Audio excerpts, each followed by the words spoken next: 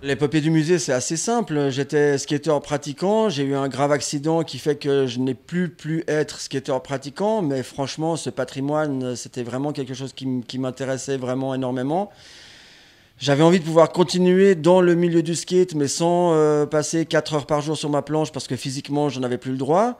Donc, l'idée de conserver ce patrimoine et de le partager, il est né très vite en 1995. C'est une époque qui est pas si loin, mais qui en même temps a des années-lumière, parce que c'est une période sans Internet, sans les réseaux sociaux, sans rien. Donc c'est là où le pari a été le plus difficile, c'était de commencer cette aventure à l'époque où on communiquait à l'aide d'un fax et non avec son smartphone et son réseau d'amis.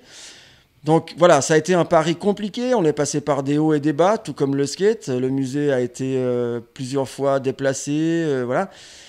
Il renaît aujourd'hui ici sur la commune de Vernier grâce franchement à l'appui de certains politiciens et politiciennes qui nous ont épaulés pour l'acquisition de cette maison. Et franchement, ça a été une histoire de développer ça. C'est-à-dire, il y a le skate en tant que pratique, il y a le skate en tant que médium artistique, il y a le skate en tant que vecteur social.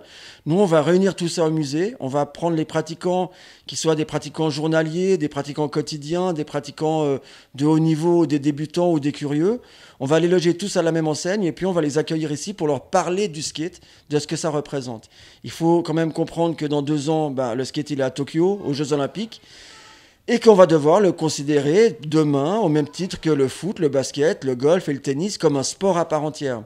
Ça n'implique pas que tous les participants doivent envisager les Jeux Olympiques. On peut garder le skate comme vraiment culturel ou récréatif, mais ça veut dire qu'on doit se bouger pour ceux qui auront envie d'avoir une pratique sportive en vue, pourquoi pas, d'une qualification pour les Jeux Olympiques. Donc on est là aussi pour les accompagner. On est là pour accompagner les curieux, les non-curieux, les écoles, tout ça. Voilà, on a ce mode de travail qui est de pouvoir accompagner n'importe quelle personne qui s'intéresse, que ce soit le côté artistique ou le côté sportif.